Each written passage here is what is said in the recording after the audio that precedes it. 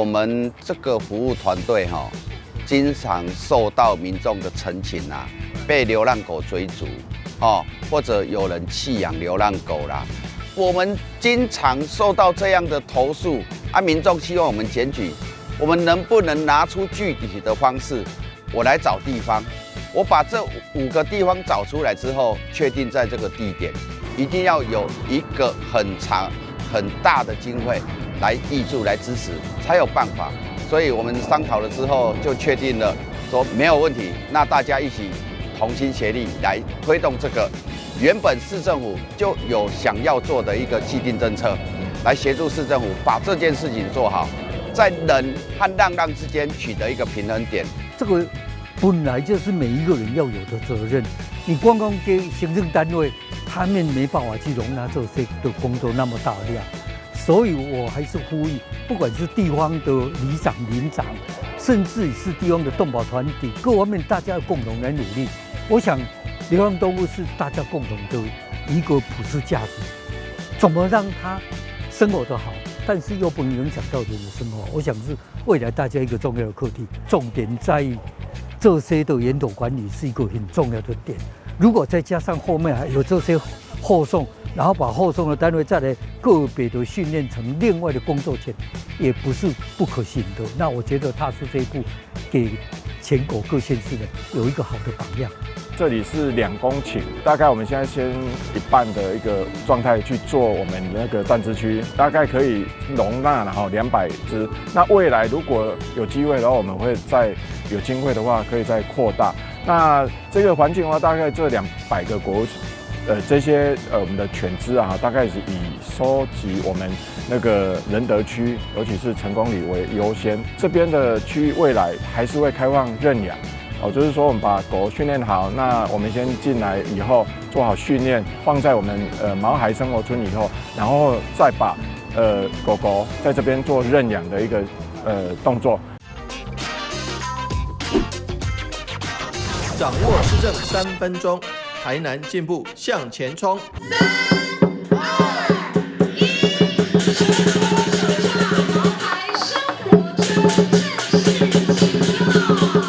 2、1，近年来不管是台南市还是其他各地，都有频传有一些浪跟人产生一些冲突的问题，甚至咬伤人类，咬伤市民朋友们，或是咬伤这个动物的这个部分频传。每次这个大家都非常关注这个议题，那也感谢议会的支持，我们设置这个毛孩的临时收容所，能够让这个毛孩有一个比较舒适安全的家，也不用每天在外面流浪，甚至为了食物或是为了其他的情形来攻击人类或其他的动物。那我们未来还是持续在各地方来找寻动物的临时收容的地方。以这个仁德生活村来讲，我们是主要是第一个首要是收容仁德地区的浪，其次是收容新丰区的浪。如果还有空间的话，才有考虑其他的地方的浪的收容。我想台南市的土地面积是2192平方公里，没有理由找不到其他的这个收容浪的地方。大家既要能够减少浪在街头上对人所产生的威胁，但是又要找到地方。那这点我们是希望市民朋友多支持。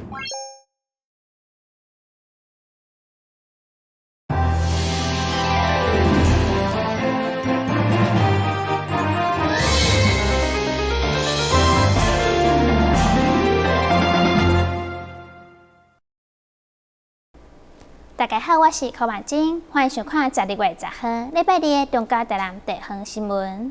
台南市议会上午召开临时会，继续审查预算，但是会中台南市教育产业工会会不该问题受到关心，因为市府甲工会协调的结果并无详细。议会要求临时会结束进程，市府爱要求工会提供量化数据。台南市议会第4届第7次的临时会上午召开。这届临时会除了继续审查114年度总预算、甲着政府款案，另外伫个经改会未完成的事项，因为有议员针对台南市教育产业工会会务较有异议，以及工会拜会加陈情，议会嘛交由市府来介入协调。上午由着副市长叶铁生来说明协调的结果。会务处理案件可提供量化的数据，不要只有质化的部分。那教育产业工会会员目前有9000余人，建议工会将需处理会务的数据量化，让议员可以知悉。第二个部分是请假资料应备查或查核再厘清。因为伫双方的公文往来，这位议员看不出工会会务假的处理状况，以及请公假的资料比早甲伫早些。甚至议员蔡耀辉还阁爆料，教育产业工会请公假去日本，对此教育局长嘛回应，并无予伊公假。工会去日本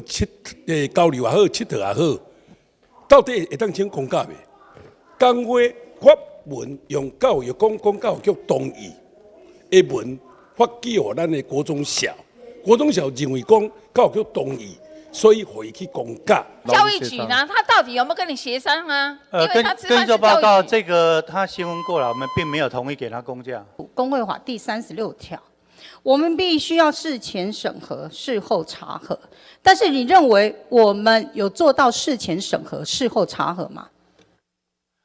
我想这是必要的啦，吼。但是有做到吗？我今天问你，有做到吗？我想这个部分在学校端的部分，当然教育局会不断的去监督他们。虽然依照工会法，工会干部会用来请公假，但必须要经过劳资双方的协商。据教育产业工会规定，一礼拜袂用超过120点钟，是不是伤过济？议长最后嘛裁决，需要来检讨修正。会务假的那个分配时数请教育局在明年7月31号之前要检讨修正，因为现在大家都认为是120个小时是过多了，那一定要检讨修正，因为过去是60个小时嘛，除了会务假约定需要检讨，另外工会会务假处理案件嘛需要提供量化甲数据，希望市府伫个甲教育工会沟通以后，伫个临时会最后一天，才个由副市长来做报告。台南新闻林英根、杨顺怀采访报道。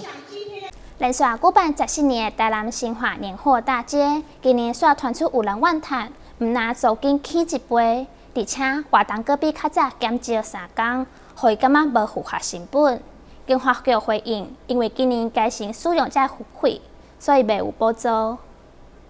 各式的春联、红包、红记记的一片喜气洋洋。这是台南新化的年会大街，每当拢吸引未少民众行春采购。2025就要开办第14届，煞有店家摕到过去的宣传单，怨叹租金起一倍。这边话市长咧做，工作迄个协办的，结果这边变较早6天早3000当年，今摆变7000啊。影响很大，租金太贵了来做生意就是不合他们的成本，他们也就比较不会有那个意愿想要来。想要伫年会大街摆摊，就要拿7200的租金，也阁无提供水电，甚至甲进前相比，活动时间减3天，店家感觉成本效益歹，表示无要参加。同时烦恼市府若无补助，活动品质会拍折。会有推广的意义，所以在10几年前，在刚开始的时候，政府是有补助的。那随着慢慢，它这个商业模式也建立了，人潮也聚集了，知名度也有了之后，它本来就应该要自己要站起来。那没有道理说政府年还要贴钱。2025年将改变以往摊位设施补贴做法，那针对摊商部分采用自负盈亏、使用者付费原则。那摊商需自行负担摊位设施清洁、水电、交管等成本费用。至于付费的金额，届时会以实际支出的一个费用由摊位平均分担。新化年会大街已经拍出知名度，而且摊商有利润，经发局无要补贴，将针对活动规划也阁有整体行销方面做支援。这回预计要招商170单，筹备阶段引发争议，敢袂当顺利举办，也阁唔知影。台南新闻所在采访报道。为了好进行康复者会当出外甲社会活动，改善镜头。樱花社区复健中心为去年成立以后，除了甲建平里合作医美以外，即马嘛进一步甲慈利时尚美学、精心花艺设计合作，来推动精油杀菌的课程。这群轻度精神康复者伫樱花社区复健中心，每一天透过无同的课程，亲像安排大工，嘛是职能治疗的一部分。特别伫迎接圣诞，中心嘛甲台南市私立时尚美学管理协会以及静心花艺设计合作，应景家己手工精油做的制作，希望透过香氛甲手做的体验，互伊会当专心有成就感，甚至进一步发展成因专属的伴手礼，会当家己趁食。我们期待透过这样子的课程，可以让我们的学员一边体验，然后一边舒压，然后作品的完成也可以让他们提升一些自信心还有成就感。那透过这个活动，我们也期待他可以学会制作精油的技能。那未来我们可以在做好的作品呢，我们也会到义卖活动去销售。透过我们中心来这边写计划，我们也会协助他们怎么来教，他们来做做怎么来做行销。所以我觉得这是一个很有意义的我们政府所规划的一个劳动部的职能课程。对精神康复者来讲，加出户外甲社会接触，增加人群互动，拢帮助改善镜头。所以建平里长嘛邀请因来社区清洁环境，来摆摊义卖，希望一步一步摆脱社会对因的刻板印象。他们每个月都会固定的时间来做我们那公园的一些清洁打扫哈，那更多户外接触，那跟一些陌生人有所接触，不要在心里都压抑在心里。所以说，他们能走出户外接触人群，那对他们的病情一定会有所改善。当时我说用这个心态来跟他们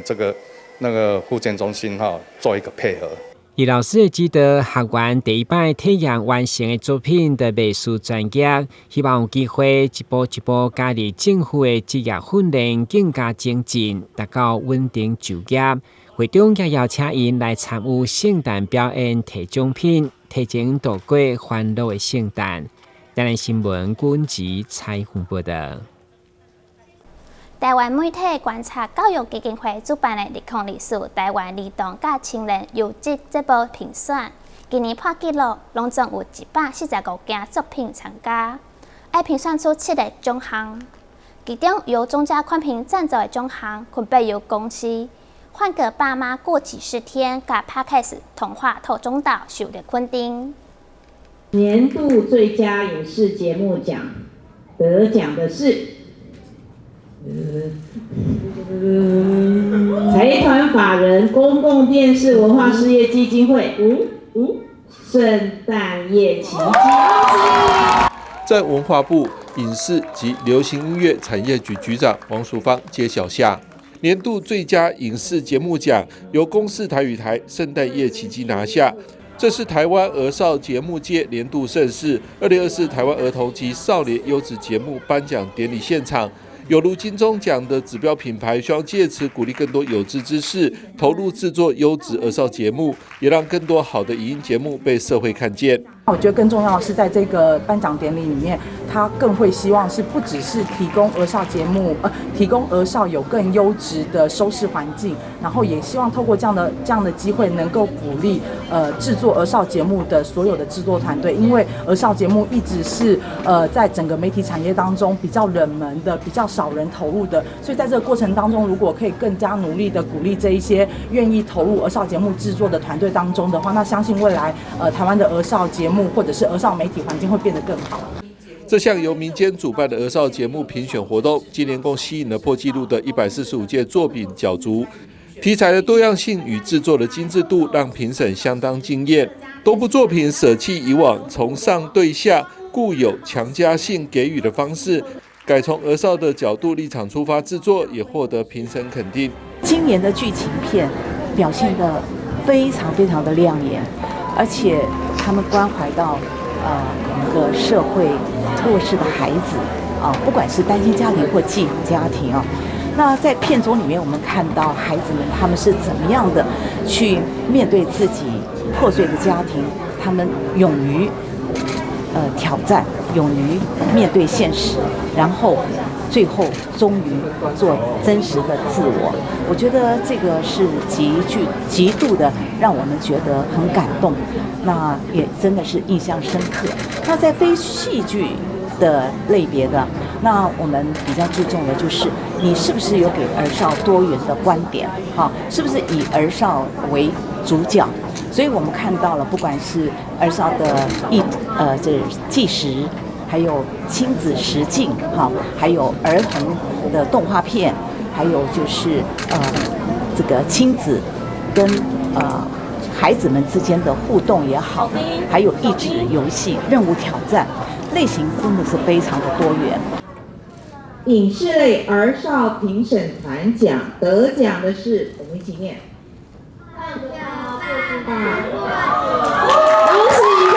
其中由中嘉宽屏赞助的影视类儿少评审团奖及声音类儿少评审团奖，特别邀请高中、国中及小学生担任评审，从儿少视角选择他们最喜欢的优质节目。连续5年赞助经费的中嘉宽屏方面期盼，借此让国内青少年朋友拥有良好的媒体内容及文化资源。媒体观察基金会是媒改的先驱哦，那我们也注意到这个媒体改革很重要。第二个就是儿少的节目，其实最早举办这个5星级儿少这个优良节目选拔就是媒观举办。那这个目前我觉得这个儿少节目对于儿童的发展未来很重要，因为媒体的影响力也很大。那所以中嘉就是已经连续6年，我们就持续的赞助这个奖项。那最重要，我们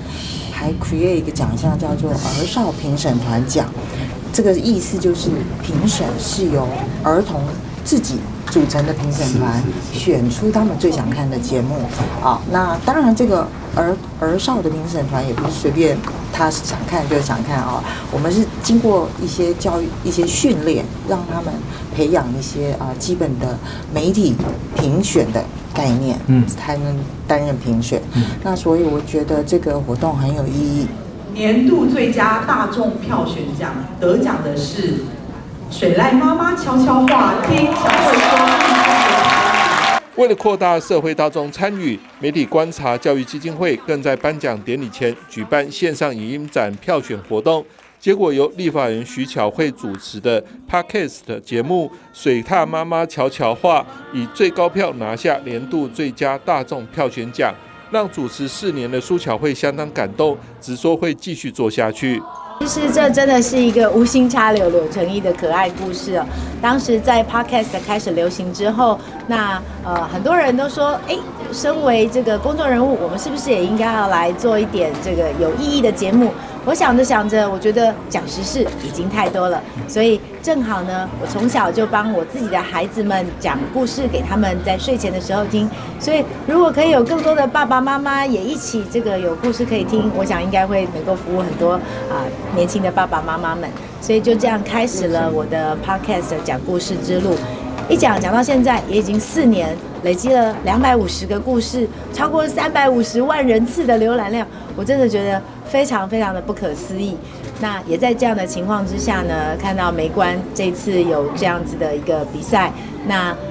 很高兴我们受到了评审的青睐，甚至更得到了更多观众这么多的支持哦，所以还得到了人气奖。那这真的是一个你觉得很不可思议的经历啦。对，那所以今天在这里非常非常的开心。那同时也谢谢媒观，那能够把我的节目呢当成是优质的儿童少年好声音的节目作为一个推荐。未来我会继续更努力，希望社会上也有更多好的儿童节目可以大家一起分享。受邀担任颁奖嘉宾的立法人林月琴也呼吁政府应该多挹注经费资源，支持业界制作更多优质的儿少节目。这样子的一个活动对我们来讲很重要，也就是在鼓励我们的媒体工作者可不可以多花一些心思在儿少节目上，而不是我们成人的节目。因为儿少是我们下一代，如果有优质的节目带领他们认识世界，这至为关键。可是在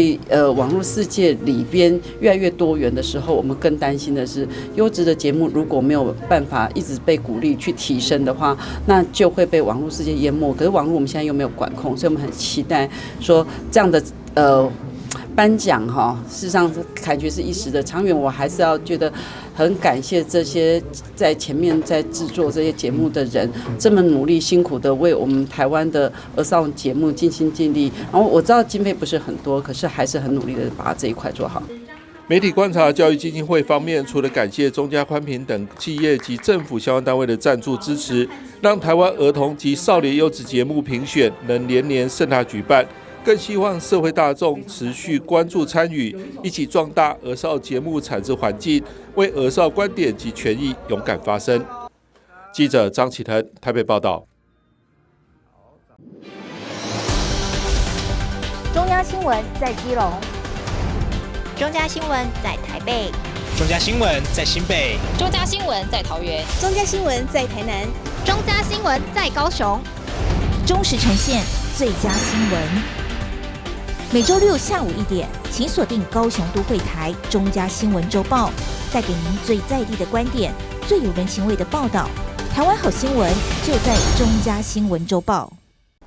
现就是南科一定是台湾南部上大科技中心，大数据也对咧增加。其中 F 区甲 G 区的精修开发，经过3年半总算完工，希望成为南部科技人才新故乡。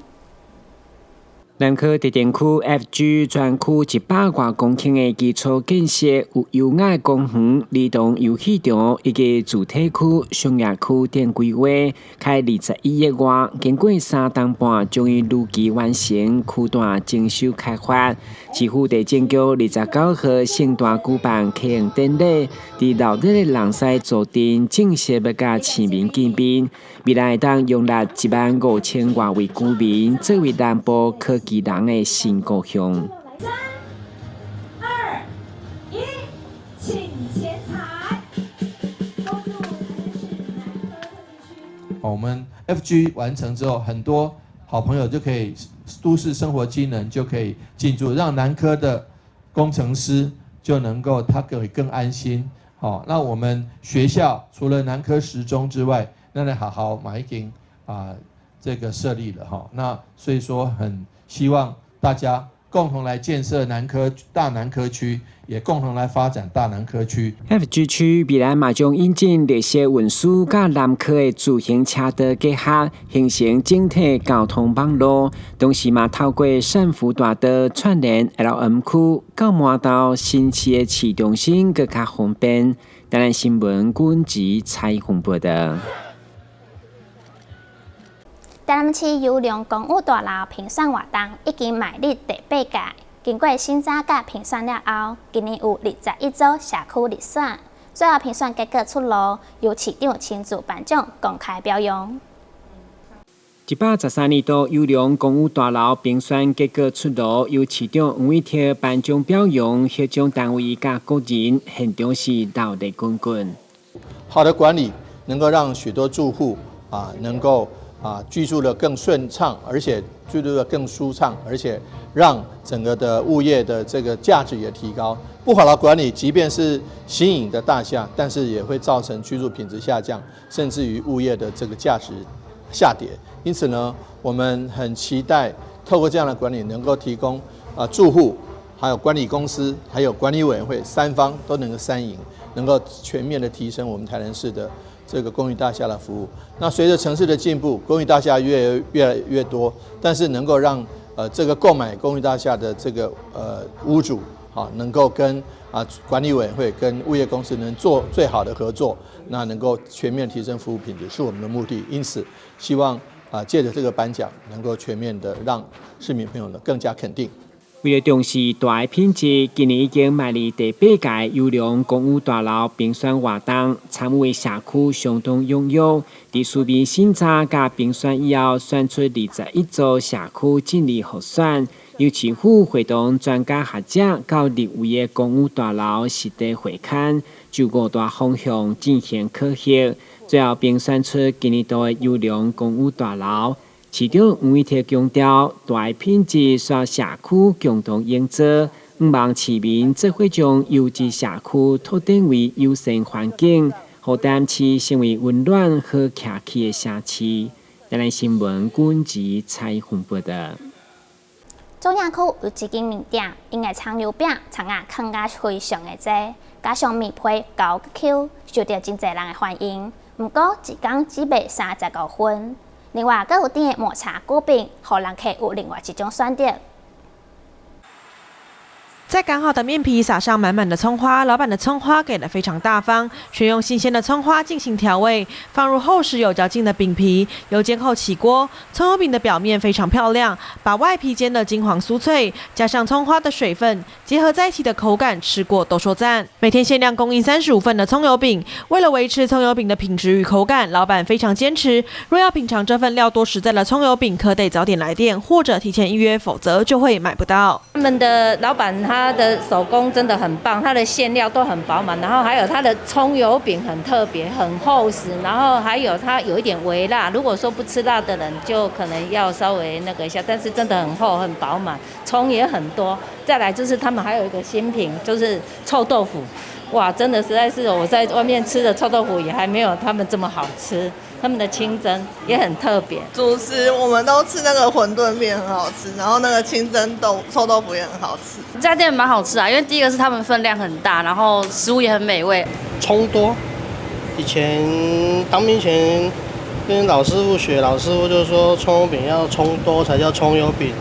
不然没什么葱就叫油饼葱。因为我们5斤葱大概只能做35张啊。葱比较多，所以说又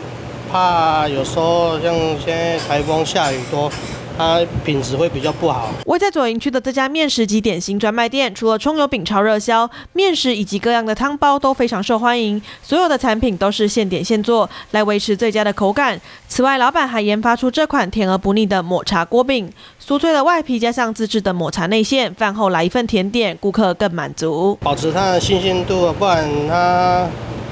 煎做起来皮也会破掉，那葱油饼葱也会黄掉，皮也会老掉。所以说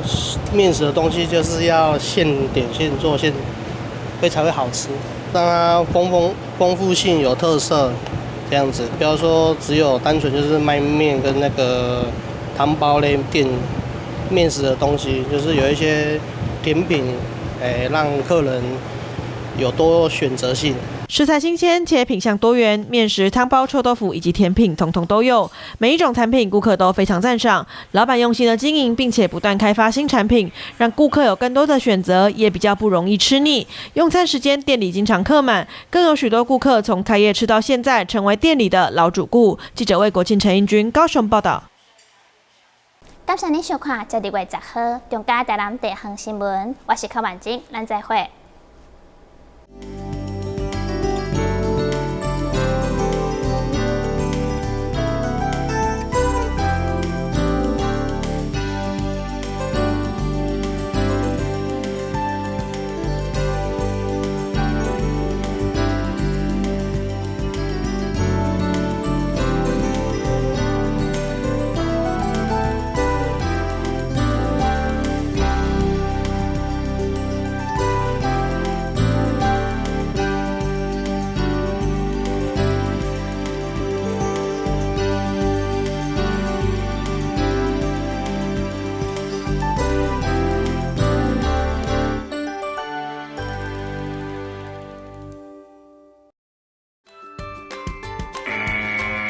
还记得演练抗震保密3步骤吗？我记得哦，趴下、掩护、稳住。当发现建筑结构毁损且评估不可久留时，这时要带着避难包前往避难场所紧急避难。说到避难，全民防灾1点通或消防防灾1点通 App 可以查询最近的避难收容处所及导引。发生灾害一定要冷静，更要记得以上紧急避难方式哦。租屋看屋时，应注意屋外式热水器是否安装在室外通风处。如热水器装在室内，则需选择有强制排气功能的热水器或电热水器。可上各地方政府消防局网站查询合格承装业名册，委托承装业者进行安装。最后再次提醒大家，使用热水器的时候一定要保持空气流通，防止瓦斯燃烧不完全，避免一氧化碳中毒的风险哦。